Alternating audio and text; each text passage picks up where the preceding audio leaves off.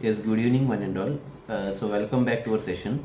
So, today, right now, in this session, we are going to discuss the continuation part for the psychology concept that is about Jean Piaget theory. So already మనం గత రెండు video క్లాసెస్లో మనం gene పియాజే యొక్క introduction and అలాగే gene పియాజే ఇచ్చినటువంటి 4 వేస్ అలాగే 4 methods గురించి కూడా డిస్కస్ చేసుకోవడం జరిగింది. So right now today in this session we are going to continue with the third part for the Jean పియాజే. ఈ జీన్ పియాజే ఇచ్చినటువంటి కాగ్నిటివ్ డెవలప్మెంట్ థియరీలో థర్డ్ పార్ట్కి వెళ్తున్నాను అనమాట. సో ఒక్కసారి ఈ థర్డ్ పార్ట్లోకి వెళ్ళే ముందు ఒకసారి మనం ఇంట్రడక్షన్ కనుక చూసుకుంటే ఒక 1 మినిట్లో, జీన్ పియాజే అనే అతను ఒక స్విట్జర్లాండ్కి సంబంధించినటువంటి సైకాలజిస్ట్, స్విస్ సైకాలజిస్ట్ అంటారు. అతని యొక్క టైం పీరియడ్ 1860 to 1980. అలాగే అతను డెవలప్ చేసినటువంటి థియరీని కాగ్నిటివ్ డెవలప్మెంట్ థియరీ అని అంటారని చెప్పుకున్నాం. అలాగే అతను చిన్నపిల్లల్ని లిటిల్ సైంటిస్ట్ అని చెప్పి ప్రస్తావించడం జరుగుతుంది. అలాగే అతన్ని ఎక్కువగా మనం రాడికల్ కన్స్ట్రక్టివిస్ట్ అని అంటామని కూడా చెప్పుకున్నాం. రాడికల్ కన్స్ట్రక్టివిస్ట్ అంటే ఏ వ్యక్తి అయితే తన యొక్క కాగ్నిటివ్ స్కిల్స్ ఇంప్రూవ్ చేసుకోవడానికి తన చుట్టూ ఉన్నటువంటి ఎన్వైర్న్మెంట్తో రియాక్ట్ అవుతారో అటువంటి టైప్ ఆఫ్ పర్సన్స్ని మనం రాడికల్ కన్స్ట్రక్టివిస్ట్ అంటాం. అలాగే అతను చెప్పినటువంటి 4 ఇంపార్టెంట్ వేస్, అంటే 4 విధానాల్లో ఒక వ్యక్తిలో కాగ్నిటివ్ అనేది డెవలప్ అవుతుంది అని చెప్పి అన్నారు. ఆ 4 ఇంపార్టెంట్ వేస్ కూడా మనకి ఏంటంటే, ఒకటి మెచ్యురేషన్, అది బయాలజికల్ ప్రాసెస్ కాబట్టి మెచ్యురేషన్ ఒకటి, ఎన్వైర్న్మెంట్ ఒకటి, అండ్ సోషల్ ఇంటరాక్షన్ ఒకటి, అండ్ ఈక్విలిబ్రేషన్ ఒకటి. ఈ 4 ఇంపార్టెంట్ వేస్లో ఒక వ్యక్తిలో కాగ్నిటివ్ స్కిల్స్ అనేది డెవలప్ అవుతుంది అని చెప్పారనమాట. నెక్స్ట్, ఒక వ్యక్తిలో కాగ్నిటివ్ డెవలప్మెంట్ అనేది ఎలా జరగాలి అంటే ఒక 4 విధానాల్లో 4 మెథడ్స్లో జరుగుతుంది కూడా చెప్తున్నాను. ఆ 4 మెథడ్స్ ఏంటంటే, ఒకటి స్కిమాటా. ఓకే, ఫస్ట్ వన్ ఏంటంటే schemata, second one assimilation, and third one accommodation, and fourth one equilibration. ఈ 4 టాపిక్స్ కూడా మనం ప్రీవియస్ వీడియో క్లాస్లో డిస్కస్ చేసుకోవడం జరిగింది. సో అయితే ఈరోజు మనం ఎస్పెషల్లీ జీన్ పియాజే ఇచ్చినటువంటి కాగ్నిటివ్ డెవలప్మెంట్ థియరీలో లాస్ట్ కాన్సెప్ట్ అయినటువంటి స్టేజెస్ ఆఫ్ కాగ్నిటివ్ డెవలప్మెంట్, అంటే ఒక వ్యక్తిలో స్టేజెస్ ఎన్ని దశలుగా కాగ్నిటివ్ అన్నది డెవలప్ అవుతుంది, లేదా కాగ్నిటివ్ స్కిల్ లేదా కాగ్నిటివ్ ఎబిలిటీ అన్నది ఒక వ్యక్తిలో ఏ విధంగా లేదా ఎన్ని దశలలో ఆ కాగ్నిటివ్ డెవలప్మెంట్ అన్నది జరుగుతుంది అనేది ఇప్పుడు మనం డిస్కస్ చేస్తాం. సో ఒకసారి ఈ థియరీ డిస్కస్ చేసుకునే ముందు ఈ కాగ్నిటివ్ స్కిల్ అనేది ఎలా డెవలప్ అవుతుంది లేదా ఎన్ని స్టేజెస్లో డెవలప్ అవుతుంది అని తెలుసుకోగలిగితే, ఈ జీన్ పియాజే ప్రకారం 4 స్టేజెస్లో జరుగుతుందని చెప్పాడు అనమాట. అంటే ఒక వ్యక్తిలో కాగ్నిటివ్ డెవలప్మెంట్ స్కిల్ అనేది డెవలప్ అవ్వాలి అంటే 4 ఇంపార్టెంట్ స్టేజెస్ ఉంటాయని చెప్పాడు అనమాట. 4 స్టేజెస్లో ఒక వ్యక్తిలో కాగ్నిటివ్ స్కిల్ అనేది డెవలప్ అవుతుంది. అయితే ఆ 4 స్టేజెస్ ఏంటి, దాన్ని మనం ఒక షార్ట్ కట్ అబ్రివేషన్లో గుర్తుపెట్టుకోవచ్చు. అంతే, SPCF ఆల్ఫాబెట్స్ గుర్తుపెట్టుకుంటే SPCF. అంటే ఇక్కడ ఎస్ అంటే ఏంటంటే sensory motor stage. Okay, sensory motor stage S అంటే. తర్వాత పి అంటే ఏంటి, ప్రీ ఆపరేషనల్ స్టేజ్ అంటాం. దాన్ని ఏమంటాం, ప్రీ ఆపరేషనల్ స్టేజ్ అంటాం. తర్వాత సి, కాంక్రీట్ ఆపరేషనల్ స్టేజ్ అంటాం, కాంక్రీట్ ఆపరేషనల్ స్టేజ్. తర్వాత ఎఫ్, ఫార్మల్ ఆపరేషనల్ స్టేజ్ అనమాట, ఫార్మల్ ఆపరేషనల్ స్టేజ్. సో వీటిని మనం మొత్తం చదివితే గుర్తుపెట్టుకోవడం ఇబ్బందిగా ఉంటుంది కాబట్టి SPCF అనే ఒక కోడ్తో మనం గుర్తుపెట్టుకుంటాం అనమాట. అంటే జీన్ పియాజే ప్రపోజ్ చేసినటువంటి కాగ్నిటివ్ డెవలప్మెంట్ థియరీలో ఎన్ని స్టేజెస్ ఉంటాయి అని అడిగితే 4 ఇంపార్టెంట్ స్టేజెస్ని గుర్తుపెట్టుకోవాలి. ఆ 4 ఇంపార్టెంట్ స్టేజెస్ కూడా మనం ఎలా చెప్తాము అంటే SPCF అనే కోడ్తో చెప్తాం అనమాట. SPCF, sensory motor stage, pre operational stage, concrete operational stage, and formal operational stage. So ఈ 4 స్టేజెస్ కూడా మనం ఇన్ డీటెయిల్గా స్టడీ చేస్తాం. సో ఫస్ట్ స్టేజ్ వచ్చేటప్పటికి sensory motor stage. Sensory motor stage అంటే ఈ స్టేజ్ ఏదైతే ఉందో, ఒక పిల్లవాడు పుట్టిన దగ్గర నుంచి, అంటే 0 నుంచి 2 years మధ్య, అంటే ఒక పిల్లవాడు పుట్టి 2 సంవత్సరాల మధ్య ఉన్నటువంటి కాలం ఏదైతే ఉందో ఆ స్టేజ్ని సెన్సరీ మోటార్ స్టేజ్ అంటాం. సెన్సరీ అంటే ఏంటి, జ్ఞానేంద్రియాలు మనకి 5 ఉంటాయి పంచేంద్రియాలుగా, అంటే eye, ear, nose, skin and tongue అంటాం వాటిని, అవునా కదా. సో ఈ సెన్సరీ మోటార్ స్టేజ్ అంటే ఏంటి, మోటార్ అంటే ఒక మూమెంట్, ఫిజికల్ బాడీ ప్రకారంగా సెన్స్ చేయడం అంటే సెన్సరీ అంటే మనకున్నటువంటి జ్ఞానేంద్రియాలు, పంచేంద్రియాలు ఉంటాయి మనకి, eyes, ears, nose, skin, tongue. అంటే మనకున్నటువంటి సెన్సరీ ఆర్గన్స్ ద్వారా ఒక ఫిజికల్గా మోటార్గా కనుక ఒక చైల్డ్ డెవలప్ అయితే దాన్ని మనం సెన్సరీ మోటార్ స్టేజ్ అంటాం. అది ఎక్కడి నుంచి ఎప్పటి వరకు ఉంటుందంటే పుట్టిన దగ్గర నుంచి ఫస్ట్ 2 ఇయర్స్ వరకు కూడా, అంటే 0 to 2 ఇయర్స్ మధ్య ఉన్నటువంటి స్టేజ్ని మనం సెన్సరీ మోటార్ స్టేజ్ అంటాం. ఏమంటాం దాన్ని? సెన్సరీ మోటార్ స్టేజ్ అంటాం. అంటే జ్ఞానేంద్రియ చాలక దశ అని అంటాం అనమాట. అంటే మనకు ఉన్నటువంటి సెన్స్ ఆర్గన్స్ ద్వారా కాగ్నిటివ్ స్కిల్ అనేది ఒక పిల్లవాడు డెవలప్ చేసుకుంటాడు. దాన్ని మనం sensory motor stage, time period వచ్చి 0 నుంచి 2 ఇయర్స్ వరకు మధ్య ఉంటుంది అనమాట. అయితే ఈ స్టేజ్లో జరిగే ఇంపార్టెంట్ ఈవెంట్స్ ఏంటి? ఇది మనకి చాలా ఇంపార్టెంట్. ఇప్పుడు సెన్సరీ మోటార్ స్టేజ్లో అంటే 0 నుంచి 2 ఇయర్స్ మధ్య ఉన్నటువంటి పిల్లల్లో మనం గమనించే ఇంపార్టెంట్ ఈవెంట్స్ ఏముంటాయి అంటే ఖచ్చితంగా 3 ఉంటాయి అన్నమాట. ఈ మూడు కూడా గుర్తుపెట్టుకోవాలి. ఫస్ట్ది ఆ ఏజ్లో ఉన్నటువంటి పిల్లలు. ఆ ఏజ్ అంటే ఏంటి? సెన్సరీ మోటార్ స్టేజ్లో ఉన్నటువంటి పిల్లలు, అంటే 0 నుంచి 2 ఇయర్స్ మధ్య ఉన్నటువంటి పిల్లల్లో ఫస్ట్ ఇంపార్టెంట్ ఈవెంట్ ఏంటి జరుగుతుంది అంటే, ఫస్ట్ ఇంపార్టెంట్ మనం గమనించాల్సింది గోల్ డైరెక్టెడ్ బిహేవియర్ అనేది మనం గమనిస్తాం అనమాట. Goal directed behaviour. గోల్ అంటే ఏంటి? ఒక టార్గెట్. డైరెక్టెడ్ బిహేవియర్ అది ఎటువైపు వెళ్తే అటువైపు డైరెక్టెడ్ అనమాట. అంటే గోల్ డైరెక్టెడ్ బిహేవియర్ అనేది మనం పిల్లల్లో గమనిస్తాం. మరి అంటే ఏంటి అసలు గోల్ డైరెక్టెడ్ బిహేవియర్ అంటే? ఫర్ ఎగ్జాంపుల్, మనం ఒక పిల్లవాడి ముందు ఒక బాల్ పట్టుకుని వాడికి చూపించి అదే బాల్ వాడు చూస్తుండగా మనం వెనక దాచామనుకోండి, ఖచ్చితంగా వాడి యొక్క కళ్ళు విధానం అంటే చూసే విధానం అంతా కూడా మన మీద ఉండదు, డైరెక్ట్గా బాల్ మీదే ఉంటుంది. ఎందుకు? ఫస్ట్ మనం బాల్ అనేది ఒక గోల్ కింద వాడు చూపించాము, కొద్దిసేపటి తర్వాత వాడు చూస్తూ ఉండగా గోల్ని మనం పక్కన తీసుకొచ్చి ఆ పక్కన పెడితే వాడు ఖచ్చితంగా వాడి యొక్క డైరెక్షన్ గోల్ అంటే బాల్ వైపే ఉంటుంది. కాబట్టి దాన్ని మనం గోల్ డైరెక్టెడ్ బిహేవియర్ అని అంటాం అనమాట. అర్థమైందండి? సో గోల్ డైరెక్టెడ్ బిహేవియర్ అనేది సెన్సరీ మోటార్ స్టేజ్లో ఫస్ట్ ఇంపార్టెంట్ ఈవెంట్ కింద మనం గుర్తుపెట్టుకోవాలి. మనకి ఇప్పుడు ఎగ్జామినేషన్లో అడుగుతాడు, ఈ గోల్ డైరెక్టెడ్ బిహేవియర్ అన్నది ఏ స్టేజ్లో జరుగుతుంది? సెన్సరీ మోటార్ స్టేజా, ప్రీ ఆపరేషన్ స్టేజా, కాంక్రీట్ ఆపరేషన్ స్టేజా, ఫార్మల్ ఆపరేషన్ స్టేజ్ అని అడుగుతారు. ఖచ్చితంగా మనం పెట్టాల్సింది సెన్సరీ మోటార్ స్టేజ్లో మాత్రమే గోల్ డైరెక్టెడ్ బిహేవియర్ని మనం గమనించడం జరుగుతుంది. అది first important event, goal directed behaviour. సెకండ్ది ఆబ్జెక్ట్ పెర్మనెన్స్. ఓకే, అంటే వస్తువు అన్నది, ఫర్ ఎగ్జాంపుల్ ఇప్పుడు ఇదే బాల్ ఉంది, కొంచెం సేపు ఈ బాల్ పిల్లవాడి ముందు పెట్టి వాడి చేత మనం ఆడించడమో, లేదా మనం వాడి ఎదురుగుండా కూర్చొని మనం ఆడడమో, లేదా అతన్ని ఉత్సాహపరచడం, కొంతసేపు ఆ బాల్తో ఆడినంతసేపు వాడి యొక్క మైండ్లో ఆ బాల్ అన్నది తన మైండ్లో ఉంటుంది. బట్ వాడు కొంతసేపు పడుకున్న తర్వాత ఆ బాల్ తీసుకొచ్చి ఎక్కడో దాచేసామనుకోండి ఆబ్జెక్ట్ని, వాడు ఇంకా గుర్తుంచుకోడు. అంటే వాడి దృష్టిలో అది వెళ్ళిపోయింది, అంటే అప్పటి వరకు ఉంది, వాడు పడుకుని లేచిన తర్వాత ఆబ్జెక్ట్ అనేది పెర్మనెన్స్ అయిపోయింది. అంటే వాడికి ఆ ఏజ్లో వాళ్ళకి అలా అనిపిస్తుంది అనమాట. అంటే తన కళ్ళు ఎదుర్కొన్నంతసేపు అక్కడ ఆబ్జెక్ట్ ఉన్నట్టుగా ఫీల్ అవుతారు. Once if the object try to disappear, అంటే దాన్ని తీసుకొచ్చి మనం పక్కన కనుక పెడితే they feel that the object has been disappear, అంటే వాళ్ళ దృష్టిలో అది వెళ్ళిపోయిందని చెప్పి భావించుకుంటారు అనమాట. ఓకే, సో దాన్ని మనం ఆబ్జెక్ట్ పెర్మనెన్స్ అంటాం. ఇది సెకండ్ ఇంపార్టెంట్ ఈవెంట్. ఫస్ట్ ఏం చెప్పుకున్నాం? గోల్ డైరెక్టెడ్ బిహేవియర్, అండ్ సెకండ్ది object permanence, and third one వచ్చేటప్పటికి డిఫర్డ్ ఇమిటేషన్. ఇమిటేషన్ అంటే ఏంటి? ఫర్ ఎగ్జాంపుల్, వాడు ఎదురుగుండా మనం కూర్చుని ఇలా కళ్ళు నులుపుకుంటూ ఏడుస్తున్నట్టు వాళ్ళు కూడా ఏడవడం ట్రై చేయడము, లేదా వాడు ఎదురుగుండా కూర్చుని మనం పళ్ళు అది బయట పెట్టి నవ్వి పక్కన అయితే వాడు కూడా నవ్వడానికి ట్రై చేయడము. ఇలా ఏంటంటే మనని చూసి వాడు ఒక డిఫరెంట్ ఇమిటేషన్, వాళ్ళ అమ్మనో లేదా వాళ్ళ నాన్ననో లేదా వాళ్ళ నాయనమ్మనో లేదా వాళ్ళ తాతయ్య గారినో ఎవరినో ఒకళ్ళు ఖచ్చితంగా వాడు ఇమిటేట్ చేయడానికి ట్రై చేస్తాడు. దాన్ని మనం డిఫర్డ్ ఇమిటేషన్ అని అంటాం అనమాట. సో ఈ మూడు కూడా మనకి సెన్సరీ మోటార్ స్టేజ్లో ఒక పిల్లవాడిలో జరుగుతుంది అనమాట. ఇది మనకి ఫస్ట్ ఇంపార్టెంట్ స్టేజ్ ఏం చెప్పుకున్నాం? Sensory motor stage.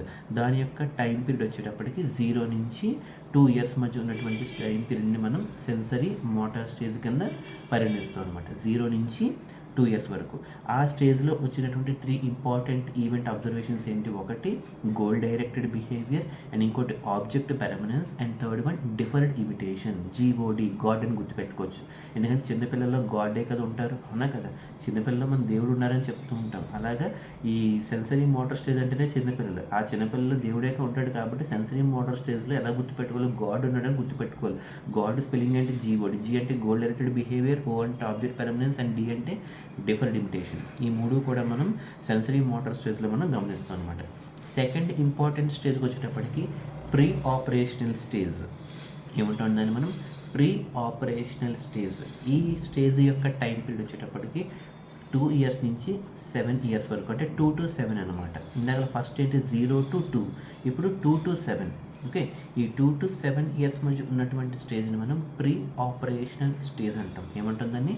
Pre operational stage అంటాం. అది ఎప్పటి నుంచి ఎప్పటి వరకు?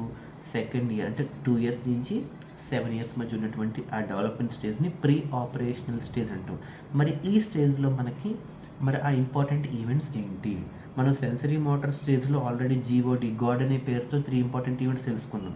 అలాగా ప్రీ ఆపరేషనల్ స్టేజ్లో మనకి 4 ఇంపార్టెంట్ ఈవెంట్స్ అనేవి జరుగుతాయి అన్నమాట. అందులో ఫస్ట్ది వెరీ వెరీ ఇంపార్టెంట్, ఈగోసెంట్రిజం. ఇది వెరీ వెరీ ఇంపార్టెంట్. ఇది నెంబర్ ఆఫ్ టైమ్స్ టెట్లో కానీ సీటెట్లో కానీ అడిగే ఛాన్సెస్ ఉంటాయి ఎక్కువగా.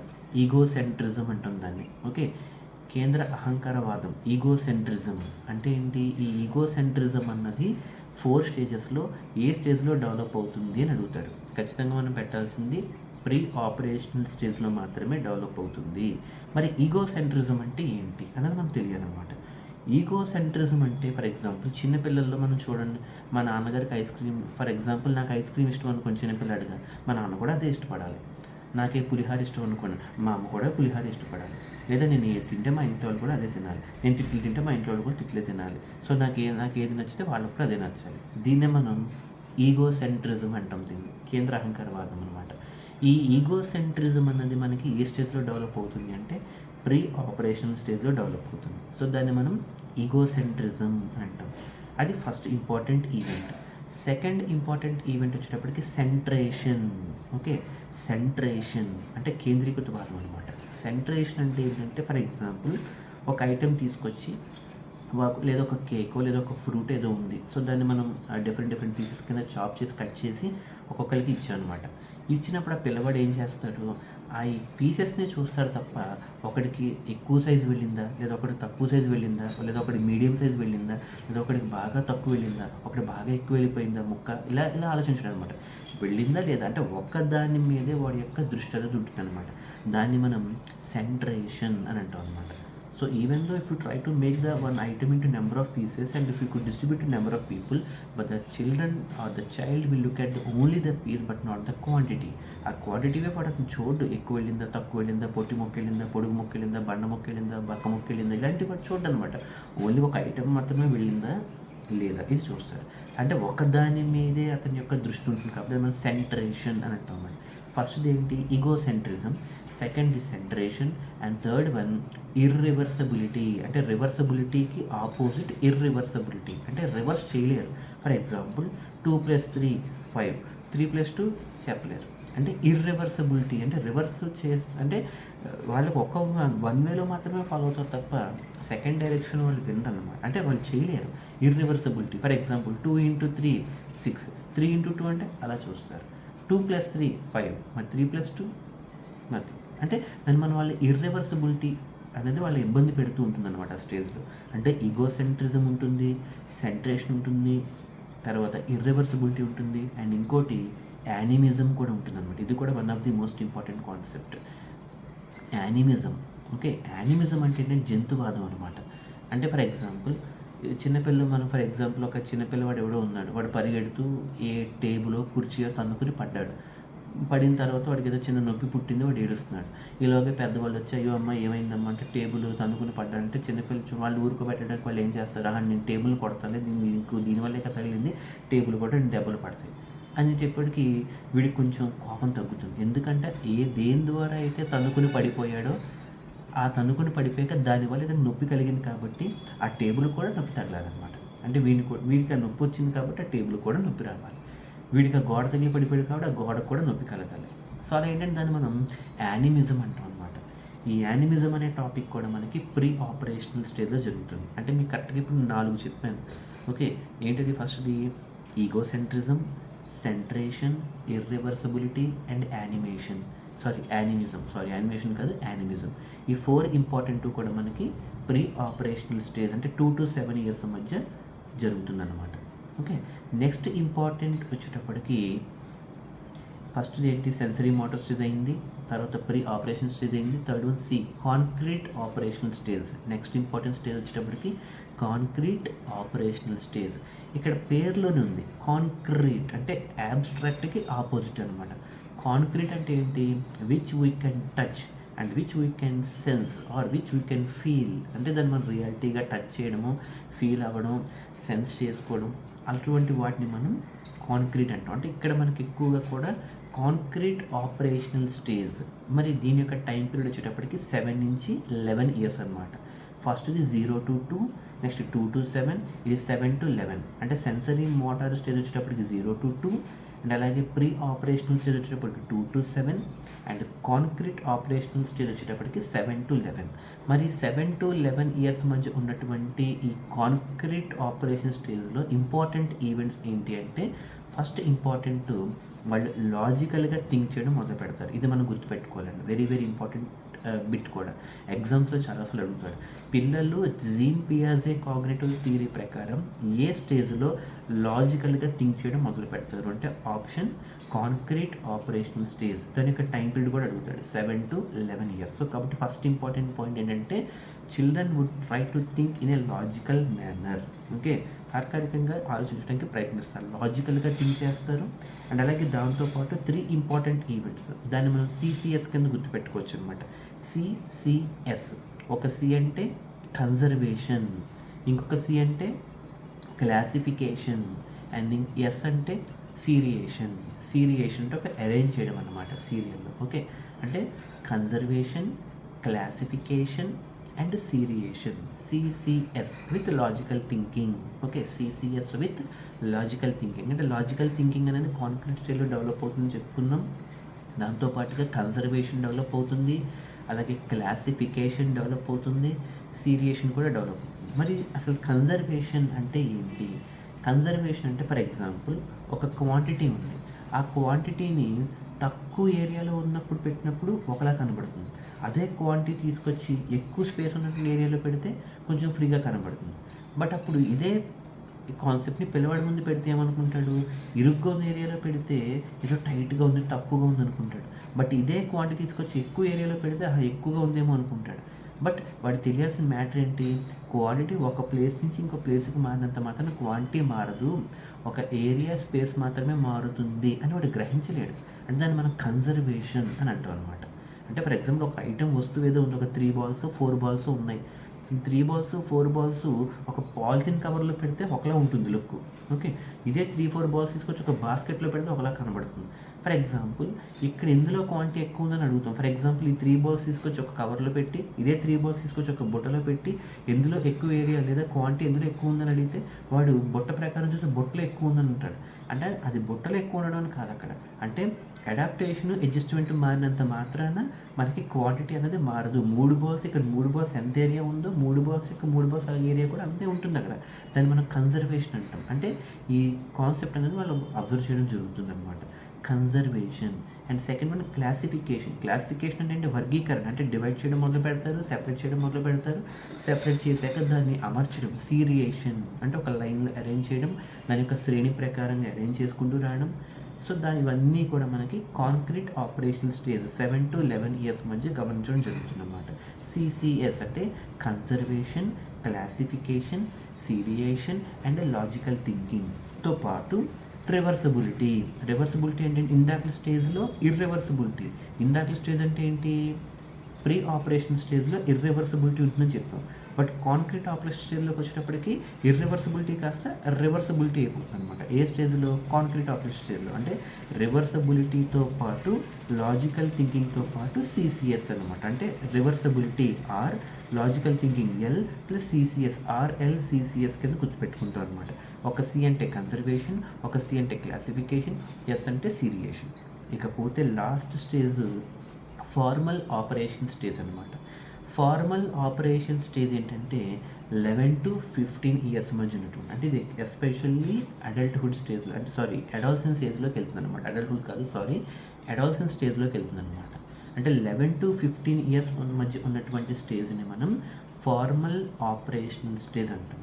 ఈ స్టేజ్లో పిల్లలు ఎక్కువగా కూడా హైపోథెటికల్ డిడక్టివ్ రీజనింగ్తో ఉంటారనమాట. హైపోథెటికల్ అంటే ఒక మెచ్యూర్డ్ పీపుల్గా ఆలోచించడం, సబ్జెక్ట్ని కరెక్ట్గా లాజికల్ రీజనింగ్, క్రియేటివిటీ డైవర్జెంట్గా ఆలోచించడం, గ్రాస్పింగ్ పవర్ ఎక్కువగా ఉండడం, ఇవన్నీ కూడా హైపోథెటికల్గా ఆలోచిస్తారనమాట. అంటే ప్రీ ఆపరేషన్ స్టేజ్లో ఇర్రివర్సిబిలిటీ, కాంక్రీట్ ఆపరేషన్ స్టేజ్లో రివర్సిబిలిటీ, ఇక్కడికి వచ్చేటప్పటికి రీజనింగ్ పవర్ కూడా డెవలప్ అవుతుంది. 3+2 5 అయినప్పుడు 2+3 కూడా 5 అవుతుంది. అంటే A+B=B+C అంటే ఒక రీజనింగ్ కూడా వాళ్ళు ఇస్తారనమాట ఎగ్జాంపుల్తో. దాన్ని మనం హైపోథెటికల్ డిడక్టివ్ థింకింగ్ అంటాం. దాన్ని ఏమంటాం? Hypothetical deductive thinking. అంటే ఫార్మల్ థింకింగ్ అన్నది మనకి ఫార్మల్ ఆపరేషన్ స్టేజ్లో మనకి డెవలప్ అవుతుంది. ఇది దీని యొక్క టైం పీరియడ్ వచ్చేటప్పటికి 11 to 15 years. సో ఇవన్నీ కూడా మనకి ఎక్కువగా ఈ జీన్ పియాజేకి సంబంధించినటువంటి బిట్స్ అన్నీ కూడా మనకి ఈ స్టేజెస్ మీద ఎక్కువ అడుగుతుంటారు. ఒక్కసారి మనం ఓవరాల్గా చూసుకుంటే 4 ఇంపార్టెంట్ స్టేజెస్ ఏంటి? సెన్సరీ మోటార్ స్టేజ్, మన యొక్క టైం పీరియడ్ వచ్చి 0 to 2 years, అండ్ అలాగే pre operation stage 2 to 7 years, concrete operation stage 7 to 11 years, and formal operation stage 11 to 15 years. అలాగే సెన్సరీ మోటార్ స్టేజ్లో వచ్చినటువంటి 3 important events goal directed behaviour, object permanence and deferred imitation, GOD అంటాం. Goal directed behaviour, object permanence and deferred imitation. And second stage వచ్చేటప్పటికి pre operation stage, దాన్ని 2 to 7 years మధ్య pre operation stage అంటాం. ఆ స్టేజ్లో వాళ్ళకి ఈగో సెంట్రిజం ఉంటుంది, సెంట్రేషన్ develop అవుతుంది, ఇర్రివర్సిబిలిటీ ఉంటుంది, యానిమిజం అనేది ఉంటుంది అనమాట. దాంతోపాటుగా ఇర్రివర్సిబిలిటీ అంటే రివర్సిబిలిటీ చేస్తారు తప్ప ఇర్రివర్సిబుల్ వాళ్ళు చేయలేరు. కాబట్టి ఈగో సెంట్రిజం, సెంట్రేషన్ అండ్ ఇర్రివర్సిబిలిటీ, యానిమిజం అన్నవి వాళ్ళలో ఉంటాయి అన్నమాట. అండ్ థర్డ్ ఇంపార్టెంట్ స్టేజ్ వచ్చేటప్పటికి కాంక్రీట్ ఆపరేషన్ స్టేజ్, దాని యొక్క టైం పీరియడ్ వచ్చేటప్పటికి 7 to 11 years మధ్య. ఈ స్టేజ్లో వాళ్ళకి లాజికల్గా థింక్ చేయడం మొదలు పెడతారు. ప్లస్ ఏంటంటే ఎప్పుడైతే ఇర్రివర్సిబిలిటీలో ఫెయిల్ అయ్యారో ఇక్కడ రివర్సిబుల్ చేయగలరు. అంటే రివర్సిబిలిటీ డెవలప్ అవుతుంది, లాజికల్గా థింక్ చేయగలరు, కన్జర్వేషన్ ఫినామినా డెవలప్ అవుతుంది, క్లాసిఫికేషన్ చేయగలరు, సీరియేషన్ కూడా చేయగలరు. అంటే రివర్సిబిలిటీ అనేది ఉంటుంది ఎక్కడ? కాంక్రీట్ ఆపరేషన్ స్టేజ్లో. లాజికల్ థింకింగ్ అని ఉంటుంది ఎక్కడ? కాంక్రీట్ ఆపరేషన్ స్టేజ్లో. ఇకపోతే లాస్ట్ స్టేజ్ వచ్చేటప్పటికి ఫార్మల్ ఆపరేషన్ స్టేజ్, అది 11 to 15 years మధ్య హైపోథెటికల్ డిడక్టివ్ థింకింగ్తో పాటు రీజనింగ్ అండ్ మెంటల్ డెవలప్మెంట్ కూడా వాళ్ళకి బాగా డెవలప్ అవుతుంది. So these are the 4 important stages which were suggested by Swiss psychologist Jean Piaget, who called the children as little scientists. Okay, and he is popularly known as radical constructivist, sensory motor stage, pre-operation stage, concrete operation stage and formal operation stage. So దీని నుంచి మనకి number of bits అనేవి అడగడం జరుగుతుంది. Okay, ఇకపోతే next concept వచ్చేటప్పటికి ఈ live వైగాట్స్కీ theory కూడా మనం చూద్దాం. Okay, so good evening, have a nice day, take care everyone.